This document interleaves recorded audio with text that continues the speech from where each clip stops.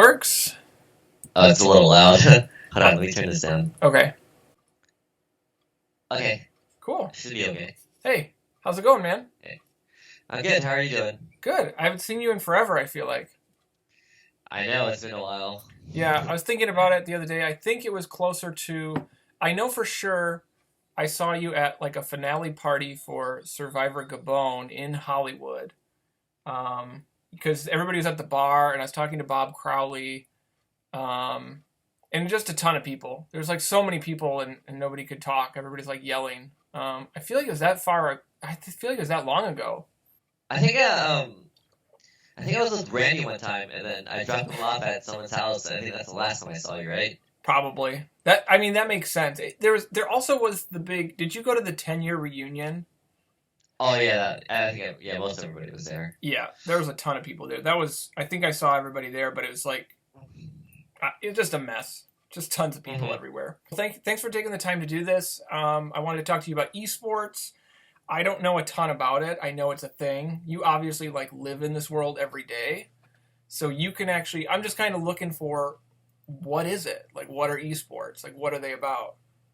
Uh, Esports is pretty much what it means, you know. It means electronic sports. It's pretty much like any other sport, but with video games, you know. Yeah. It's having competitions with certain types of video games, and nowadays, like they broadcast it, and it's pretty much everywhere. There's certain platforms where you can watch people compete in video games. The United States is like late to the party on this. Like this began somewhere else. Is that true?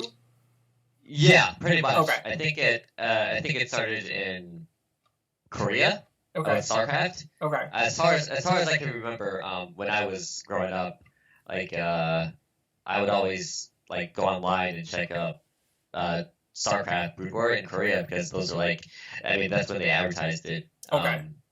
And I mean, America had like certain games like Quake, you know, like old games, but it wasn't nothing. It wasn't big, you know. It was pretty much like a small niche of people who were interested in watching certain things. Yeah.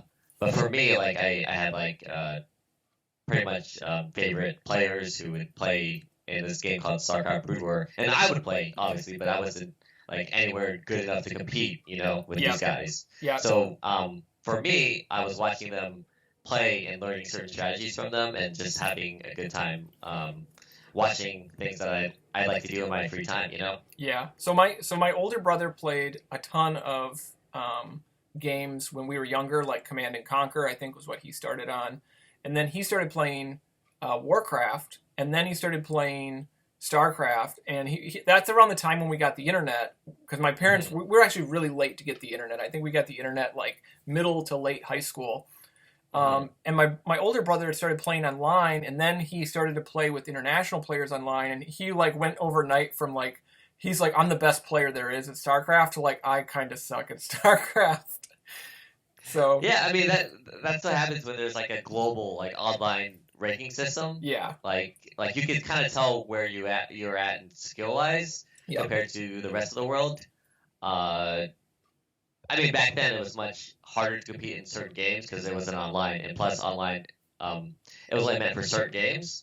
Like for example, like if you're playing a fighting game, you know, you want every input to be like uh, without any delay, and it always messes up your timing and stuff, you know, right. because everything's like so important to do or to actually do on time, right? If you're lagging like half a second, like it's gonna annoy you to play online. Yeah, Compared to other games that like StarCraft were meant to play the game online. You know, they built a whole server for it, and right. even then it sometimes it lags and still affects you. But yeah, lag has a lot to do with it, and which is why like there are online tournaments, but most of the tournaments are held like in person, where you're at a LAN and you're playing next to your opponents, and there's I mean it's just like an ordinary either like a soccer game, baseball, soccer. Yeah. Just like people who like the certain game come and watch people play. You know, Yeah. they're just fans of it. It's just that's what it is. Like electronic sports. Okay, so this makes me feel better because I'm a huge fan of video games because I like the art. I like the art style. I like, the characters. Like I like seeing, people get really competitive and seeing how that drama plays out. So actually, I would probably be, I would be a big esports patron, like watching it. Yeah, I would like, I would be somebody to go.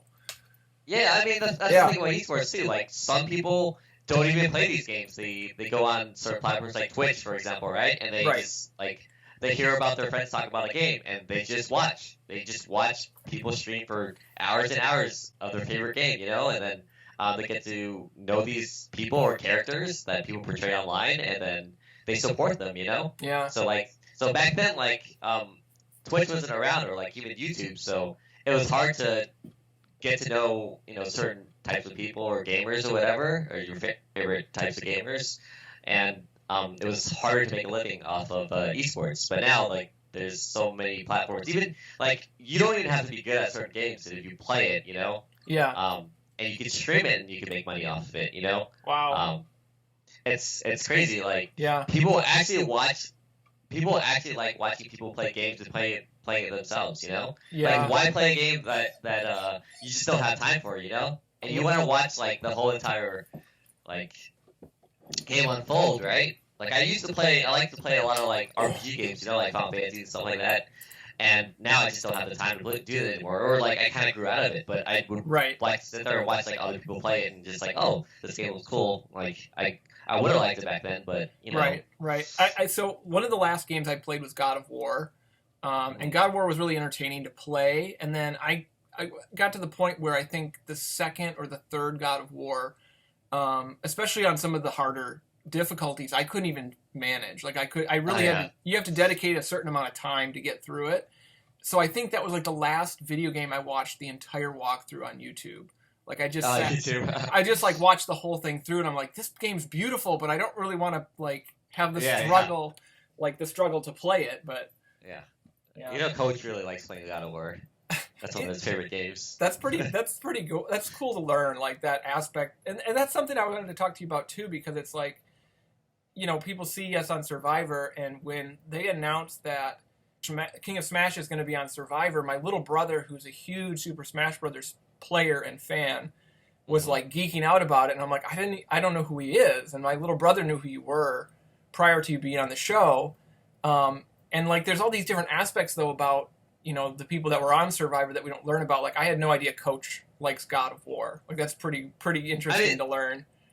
His thing about games is, like, versatile, Everybody likes playing games. Even if it's, like, on your little phone, like, old school Tetris, like, puzzles. Like, everybody likes to play a certain type of game, Yeah. And it's like...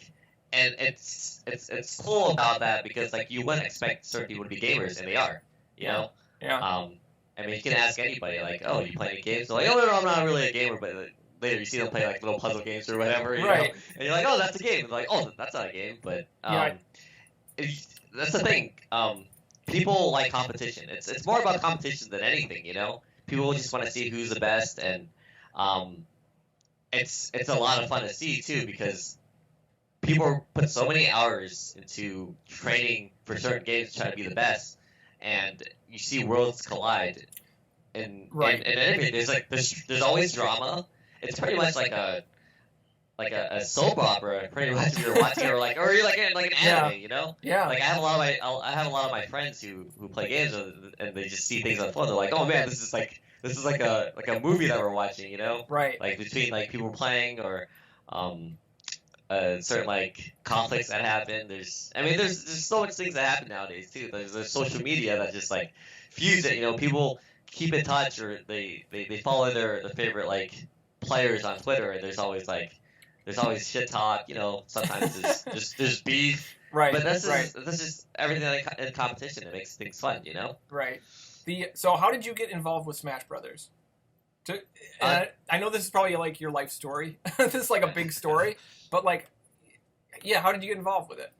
I mean, like, I was always like a pretty big gamer. I'd always would play lots of games in my spare time, and I just played Smash for fun. I spent a lot of hours just playing with my friends. I never thought I was going to be like good at it, you know. But I was like the best of the best of my little friends group, whatever. And then they asked me to play other people who thought they were really good, and then I'd play them and beat them, and it just kind of exploded from there. I just started traveling, and then I went online and I searched for tournaments to compete in. There's like certain types of rule sets, you know. Obviously, like every tournament has rule sets that try to make things or people bring out more skill, you know, more so than like luck, right? People don't like the luck factor. They rather see people play other players with skill. So like the community like builds like a rule set, or if you have like certain types of companies, like esports companies nowadays that just want to host tournaments, you know, because they can also make money from it, and sponsors and all that stuff that come with it. And well, anyways, yeah, it goes to like these tournaments that people would hold, like sometimes in their houses, garage, whatever. That's where like it started, you know. I'd win those and just I mean, that's just how it started. Kind of like grassroots. Like it's like people were just playing it, and then over time it got more popular, and then as it got more popular, it attracted more money in a way. Like people were like, "Oh, we can advertise to these people, or we can do, you know, whatever." I mean, I think that's the foundation of most esports nowadays. Like it started at someone's like garage. Started at like someone just wanted to host a small tournament to like with friends or people in the area. Yeah. And then it just expanded because people like to play and people like to watch, you know? Yeah. And like I said, nowadays, like you can watch anything on YouTube or anything on Twitch. On Twitch. Yeah, I mean, even like Tetris, some game like Tetris, who's like one of the oldest games ever, you know? Right.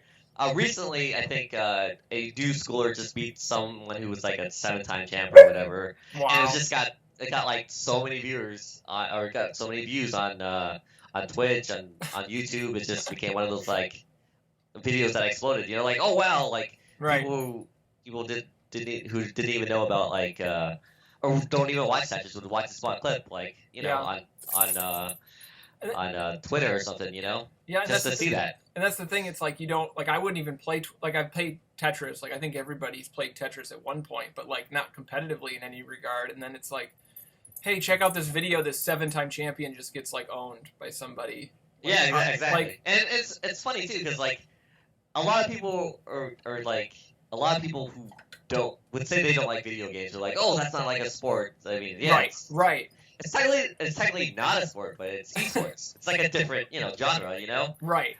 And I hear that a lot too. When I was looking up esports, people are like, it's not really a sport. And I'm like, I think you're full of crap. And I think the definition of sports is changing.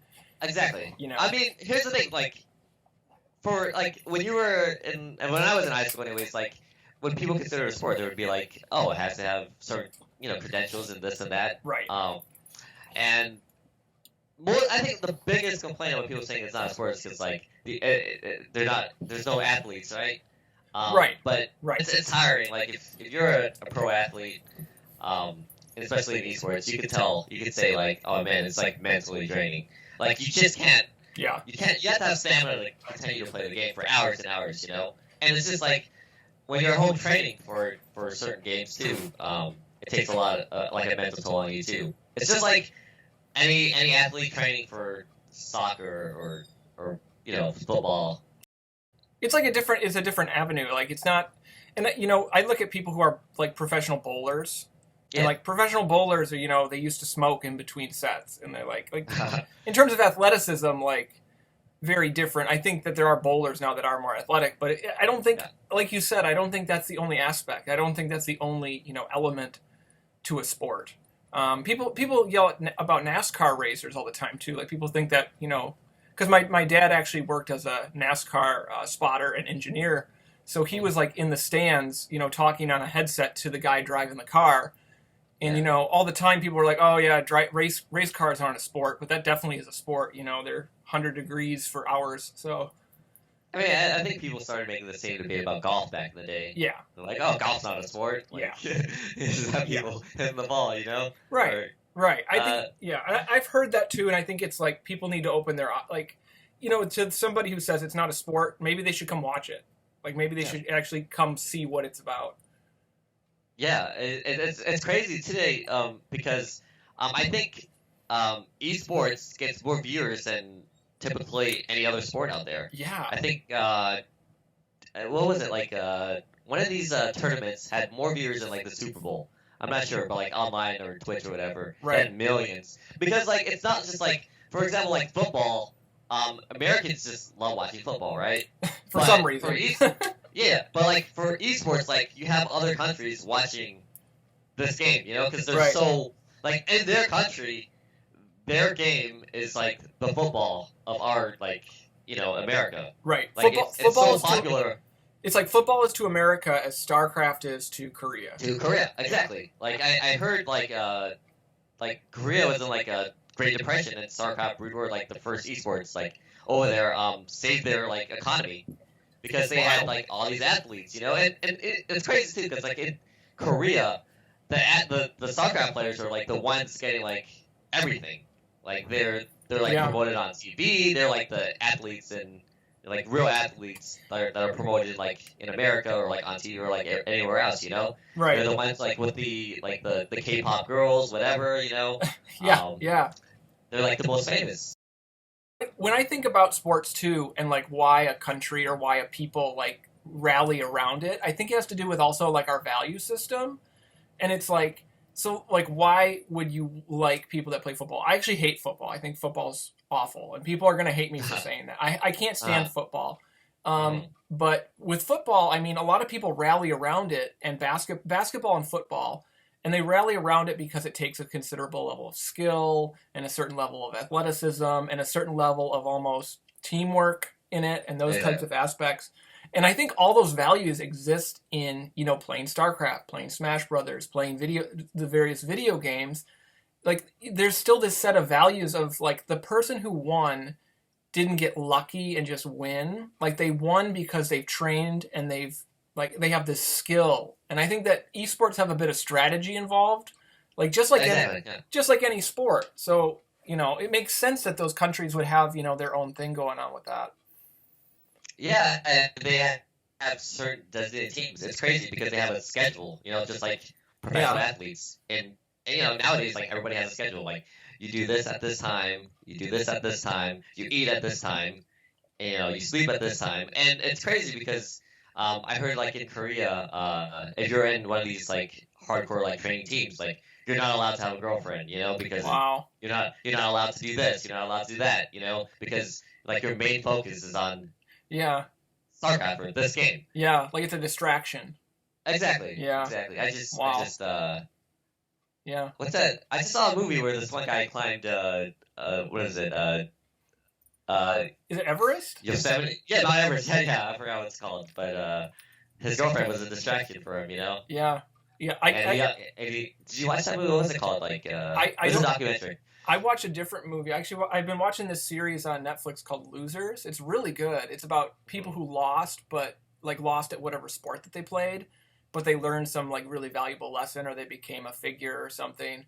And there was a curling team in Canada that just like they were so good they changed the game, and they had a rule set of no smoking, no alcohol, no sex, like period. Even if you're married, like all these things that they had to agree to be on the team. And it's curling. Like it's not, it's not whatever it might be, but. I mean, curling is a sport too, right? Yeah, exactly. Yeah. I mean, you have to be strict in certain areas, especially like if you're going to take something serious, Yeah. Oh yeah. I know people challenge like the rules of the game. I think one of the big things that came about, I wanted to say that when StarCraft 2 came out, there was a bit of a discussion about fairness and balance, and how one character or in a fighting game, one character is weighted over another. I mean, do esports players even have an influence on that?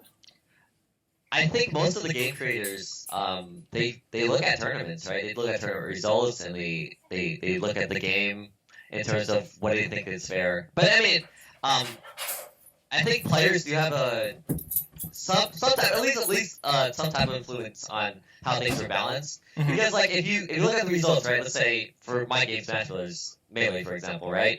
If you go to, I mean, this game has not been patched since like ever because it can't be patched, right? Right. And if it were to be patched, like you look at the results, like in the beginning, like people would say certain characters were the best, but games develop too. When I started playing the game, they said like, in Japan they said they had Jigglypuff as like the top, like the best character. Yep. Until I started dominating with a character called Marth, right? Right. And everybody's like, okay, Marth is the best character in this game because look at Ken, he just wins every turn with Marth, right? Right. Yeah, and then everybody starts using Marth, but then obviously like they can't play Marth as well as like I can, right? Right. So then I start going to tournaments, and then I start having a lot of problems with Fox because Fox is getting more developed, right? Fox is super good, and just like down the line, like now Fox is the best character. You know, he's just. I mean, obviously, like the game isn't patched; it's never been balanced. You know. Right. But Right. people figure out things around other things. But Fox is like generally, if you ask like what's the best character in my game, they'd say Fox because like if you look at the results, right? Let's say for my game Smash Bros. Melee, for example, right? If you go to, I mean, this game has not been patched since like ever because it can't be patched, right? Right. And if it were to be patched, like you look at the results, like in the beginning, like people would say certain characters were the best, but games develop too. When I started playing the game, they said like, in Japan they said they had Jigglypuff as like the top, like the best character. Yep. Until I started dominating with a character called Marth, right? Right. And everybody's like, okay, Marth is the best character in this game because look at Ken, he just wins every turn with Marth, right? Right. Yeah, and then everybody starts using Marth, but then obviously like they can't play Marth as well as like I can, right? Right. So then I start going to tournaments, and then I start having a lot of problems with Fox because Fox is getting more developed, right? Fox is super good, and just like down the line, like now Fox is the best character. You know, he's just. I mean, obviously, like the game isn't patched; it's never been balanced. You know. Right. But Right. people figure out things around other things. But Fox is like generally, if you ask like what's the best character in my game, they'd say Fox because like most of the people who win tournaments or most of the top like 64 players are Fox players. You know. Wow. Okay. So. But doesn't mean like someone can't use a low tier character or whatever to beat Fox. You know. Right. Right, like maybe Like, somebody figures something out, and they're like, Link has some type of thing that nobody's ever used before. Exactly, and as long as they can execute it perfectly, they can beat a Fox player. They can beat the best character in the game. You know, Yeah. It just comes down to how well you execute and how well you do, and against like certain types of people. Because like everybody has demons in tournaments, right? Mhm. Like you can go to a tournament and you can be the best player ever. And then you just lose to this one guy who just like Right. plays a style where you're just not used to, right? Right. You just like you know what he's gonna do, but you just like Yep. I don't understand this guy because you know what he's capable of. Like you're like okay, I mean in terms of the character, right? You play the character like let's say he uses a certain character, you're like okay, I know what this character's capable, but he just throws random moves here and there, and you're just like it just catches you off guard. You just don't know how to beat that, you know. So it's Sometimes like- you just can't. So it's like the character that's the known portion, the character. The unknown portion is the person playing it. Exactly. Well, there's matchup experience, right? Let's say you're in a group of you're one of your friends, right? One of your friends play a certain character, like he plays Fox, right? And you're used to playing his Fox, like a certain type of style. And you're just like, oh no, I got Fox down. And then you play in a tournament, and you play another different type of Fox, but he plays a different complete style, a different like complete style. So then you'll have to adapt to that type of style in order to beat that Fox, or else you're just gonna lose. Right. Because he doesn't play like your friend.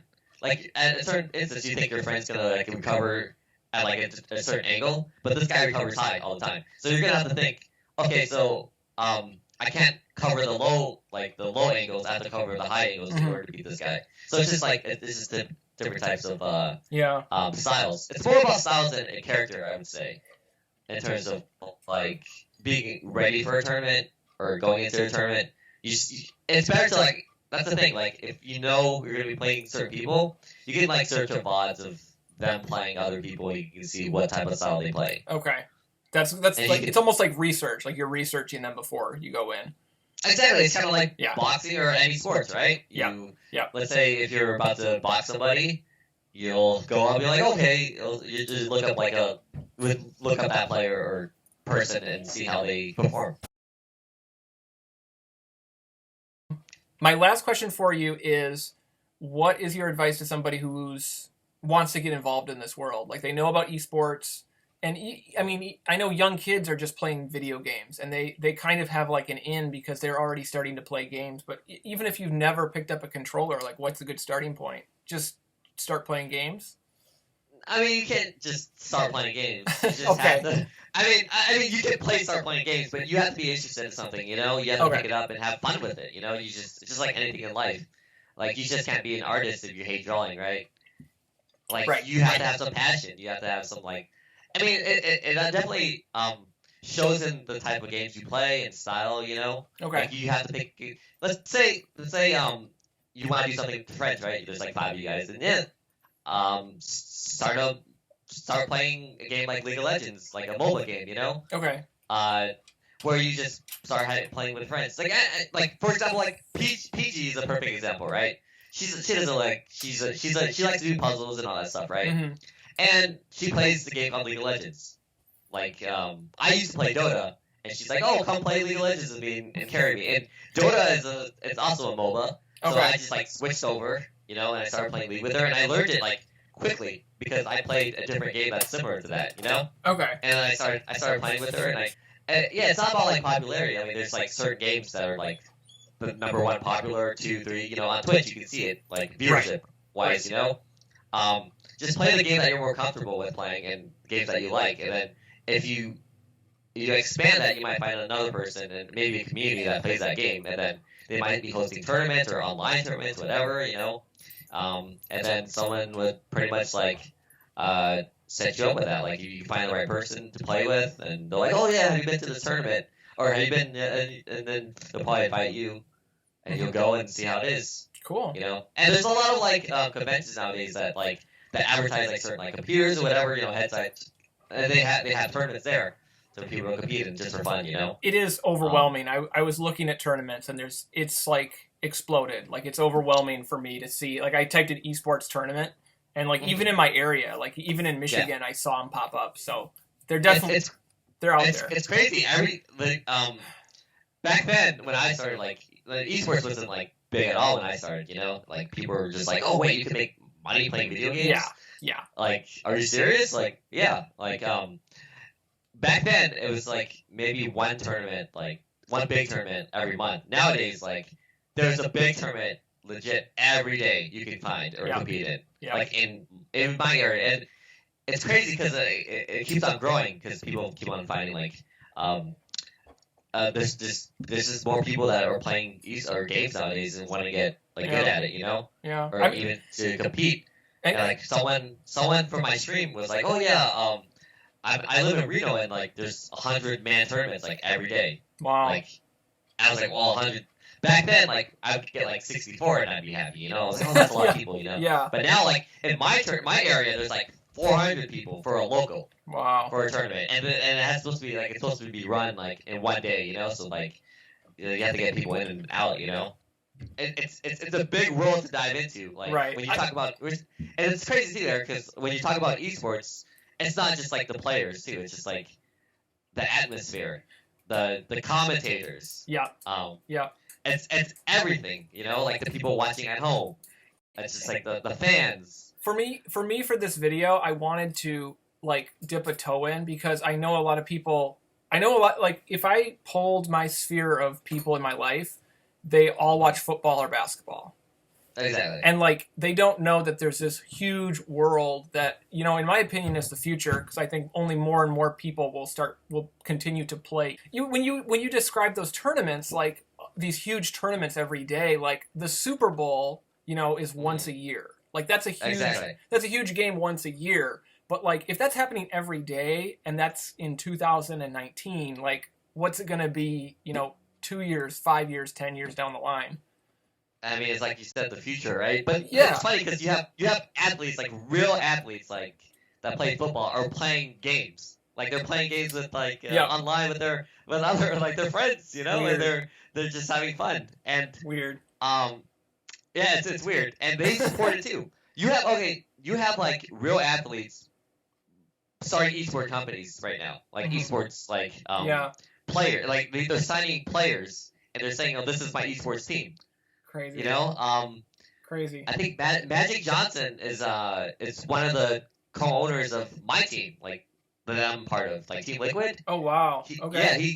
Yeah, him and like a couple of people own like Team Liquid, and then you have like Michael Johnson, like owning another esports team. And you have Rick Fox. He owns a team called Echo Fox. Okay. Like all these like pro athletes are getting into esports. Wow. They're making their own teams, and they're making all these they're basically playing and supporting like gamers and esports. That's wild. This is like blowing my mind. Like it's crazy. Like I didn't know any of this. So, it's crazy. And it's crazy because you wouldn't expect like people in that industry to be in the esports or like watch the game, but they actually watch. You didn't know that. Same with like celebrities. You don't expect like celebrities who play like Dylan Sprouse. He plays Smash Brothers. Oh, okay. Yeah, he came into. I think he went to a tournament and started commentating, and people were like, "Oh, we didn't know Dylan Sprouse plays Smash Brothers. You just don't know, you know." Right. Like it's funny that like these celebrities are like even like professional sports players or gamers, just like you wouldn't know. Yeah.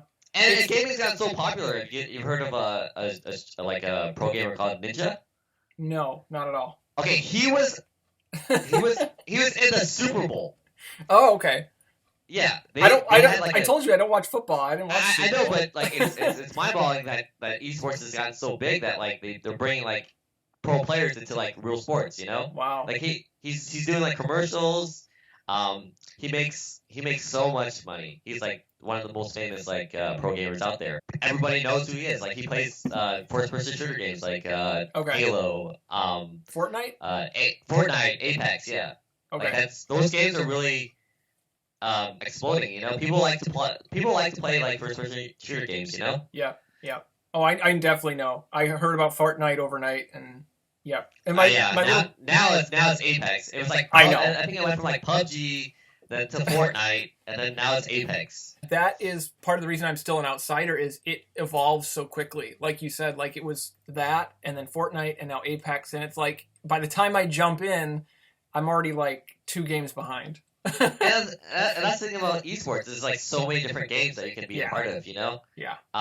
Some people just are only a part of one game and they don't know about other games.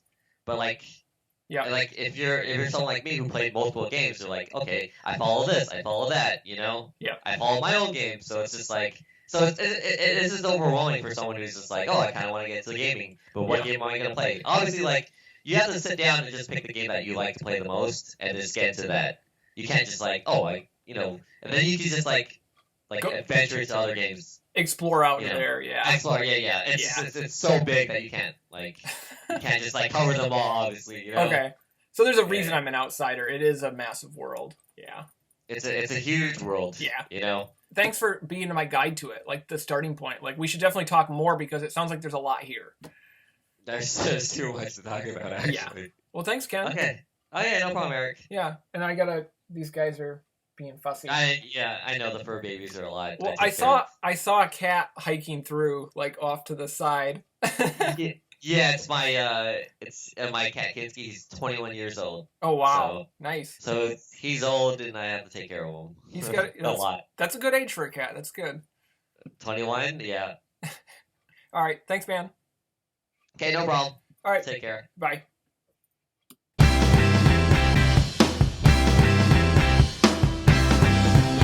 Yeah. You know, Coach really likes playing God of War. That's one of his favorite games.